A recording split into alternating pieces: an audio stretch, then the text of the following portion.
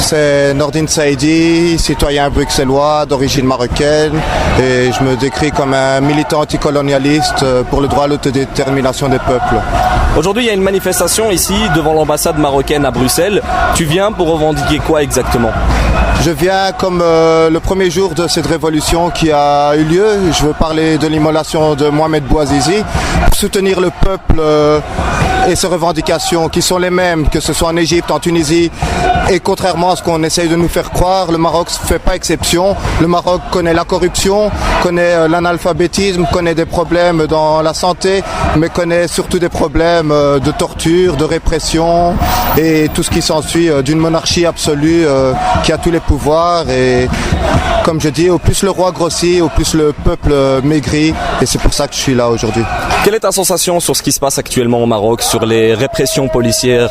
Je suis la joie, si je voulais dire que je suis heureux, heureux c'est pas assez pour décrire la sensation dans laquelle je suis. Ce que je trouve extraordinaire, c'est que c'est les Marocains du Maroc qui ont brisé des tabous que nous, la communauté expatriée, n'aurons jamais osé soulever. La question du roi, de la place de la religion, de la séparation de la religion et de l'État, la question du pouvoir absolu, la question de la torture, toutes ces questions qui sont un secret de polichinelle pour nous, Bruxellois, d'Hollande, de Paris, d'Allemagne, toutes ces questions, ce sont un secret de polichinelle. Pourtant, rarement ou très peu de Marocains expatriés ont osé soulever ces questions comme elles mériteraient d'être soulevées. Les Marocains du Maroc, les premiers nous ont montré que ce tabou, il fallait être soulevé, c'est eux qui l'ont soulevé, ça je le salue. On dispose d'aucune image par la télévision d'État marocaine. Est-ce que tu penses que le peuple marocain s'improvise en tant que journaliste en envoyant ses propres vidéos, notamment sur Facebook ? S'il y a bien un peuple qui n'est pas dupe et qui sait très bien que la 2M et les chaînes nationales marocaines ne sont que des chaînes de propagande au service de Marzen, c'est le peuple marocain en lui-même. Et comme les autres peuples dans le monde, le peuple il s'est considéré aujourd'hui comme reprendre la place de la politique, c'est-à-dire revendiquer un gouvernement que lui-même a choisi et effectivement le pouvoir qui est le média, le peuple est en train de récupérer ce pouvoir confisqué et chaque Marocain, chaque citoyen est devenu un journaliste avec Facebook, YouTube et Dailymotion. La répression du Marzen n'est plus un secret, elle est visible. On a vu des morts en direct pour être cru. On voit la répression, on voit que les policiers tapent sur des femmes, sur des enfants, sur des jeunes, sur des vieux. C'est pas des Marocains qui nous racontent un témoignage, ce sont des images. Ceux qui les voient et disent que ça n'existe pas, ce sont que des gens au service du Marzen, des gens au service de la répression. Ceux qui disent aujourd'hui que le Maroc est une exception, ce sont des gens au service du Marzen. Aujourd'hui, il n'y a plus d'excuses. Celui qui cache ce qui se passe au Maroc, c'est un collaborateur de la répression. Par rapport au mouvement du 20 février, il y a un des membres de ce mouvement qui est décédé ces quelques jours. Est-ce que tu aurais un mot à dire à ce sujet-là ? Allah yahmo déjà, et toutes mes condoléances à la famille et au peuple marocain.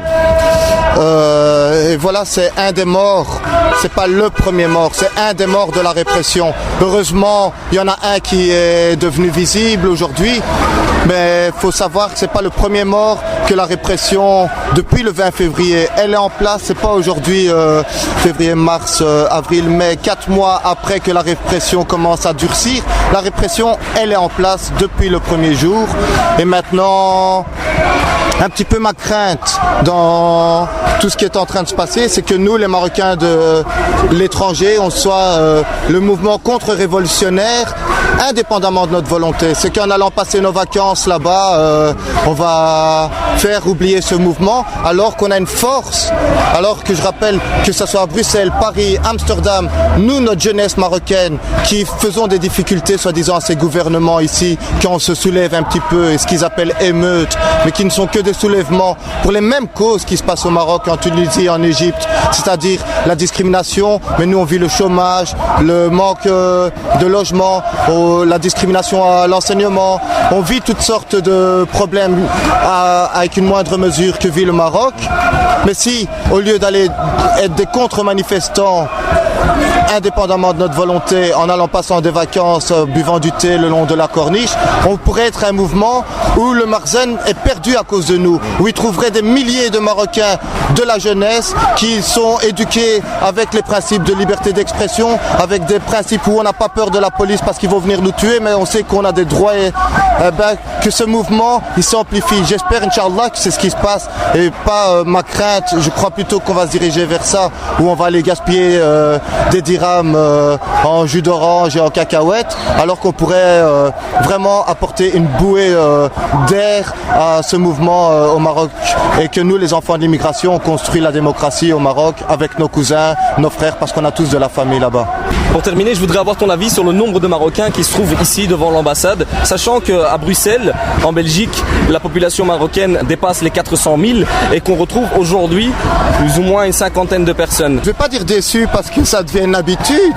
Simplement, si je pouvais passer ce message, c'est à la communauté d'origine marocaine, parce qu'on est belge, on le sait très bien, mais on n'est pas vu comme des Belges. Nous, ce qu'on se demande, c'est d'être vu comme des Belges, être considérés comme des Belges. C'est qu'on est à minima, vraiment le minimum de minimum, on est 200 000. Imaginez chaque Marocain qui sort dans la rue pour revendiquer ses droits à lui. Parce que quand je revendique que le Maroc, le peuple marocain puisse vivre dignement, c'est pas que moi j'ai pas envie de vivre dignement. Quand je demande que la Palestine soit libre et indépendante et qu'ils ont droit à leurs droits, je le revendique pour moi. Donc quand je sors pour demander la démocratie, la liberté d'expression, la fin de la corruption, la fin de la torture au Maroc, je la demande pour moi ici. Et simplement, à ceux qui m'entendent, qui m'écoutent, imaginez une seconde 200 000 Marocains dans les rues de Bruxelles pour dire stop à ce qui se passe au Maroc. Imaginez 200 000 Marocains ici au boulevard. Je vous assure qu'en 2 heures, les ministres vont se concerter et qu'ils vont faire des plans comme on n'a jamais vu d'antidiscrimination et revoir leurs relations qu'ils ont avec le Maroc. Parce que aussi un des points très importants qu'on n'a pas soulevé, c'est la collaboration de nos élus d'origine marocaine, notamment au Parti Socialiste, mais c'est comme ça dans tous les partis, qui sont aujourd'hui pas des représentants des citoyens belges ou des citoyens bruxellois, mais qui sont des représentants du gouvernement marocain ici à Bruxelles. Et ça, moi, j'en veux pas, et aucun Marocain à Bruxelles en veut. Les Marocains qui sont élus ici à Bruxelles, ils sont belges, ils sont pas marocains. Si on les élit, si on a voté pour eux, c'est pour leurs promesses, notamment contre l'interdiction du port du voile. C'est pour leurs promesses de trouver un emploi pour chacun. C'est pour leurs promesses de dire de faire diminuer le chômage. C'est pour leurs promesses de dire que le logement il sera accessible à tous. C'est pour ces promesses-là. C'est pas pour aller frotter les balles et aller faire le baise-main Sa Majesté, Sa Majetski comme je l'appelle. Ils sont élus ici. C'est ici qu'ils doivent travailler. S'ils veulent pas travailler ici, qu'ils dégagent, qu'ils aillent au service du Marzen, qu'ils viennent sonner ici à l'ambassade du Maroc et qu'ils revendiquent un poste. Mais aujourd'hui, le temps de dire qu'ils sont marocains, venir caresser dans le sens du poil, c'est fini. La jeunesse qui est ici à Bruxelles, elle est plus dupe. Ils demandent leurs droits ici et ils veulent plus d'hypocrisie. Ils préféreront voter pour un François qui leur garantira leurs droits qu'un Mohamed qui est en train de leur mentir. Et ça, maintenant, c'est fini. Je pense qu'aux prochaines élections, beaucoup vont se casser la gueule, mais il sera trop tard pour eux.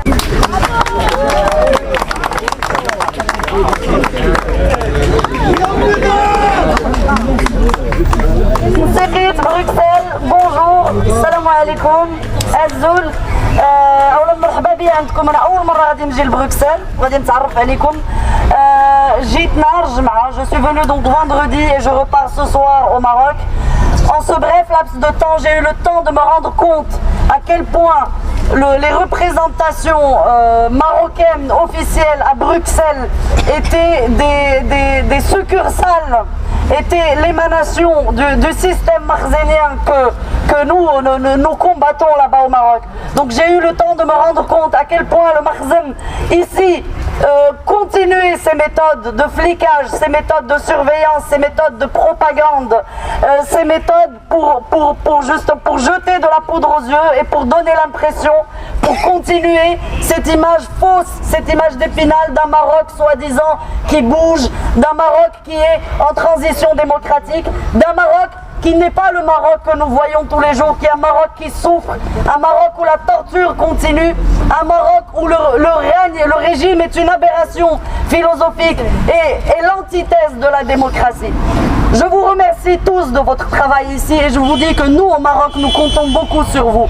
Je voudrais aussi saluer les amis parisiens, les amis de la coordination du 20 février à Paris, qui ont fait avorter cette semaine une conférence makhzenienne par leur présence en y allant avec les photos de Kamel El-Omari. Je vous invite tous ici à Bruxelles de traquer le Makhzen, le traquer là où il est, d'être là, de toujours dénoncer, de continuer comme vous le faites et de justement de faire avorter sa politique de propagande, de vous battre justement sur ce front parce que le Makhzen mise beaucoup sur sa propagande ici notamment à Bruxelles et vous avez un rôle très important à jouer là-dessus et je vous remercie tous d'être là. Merci.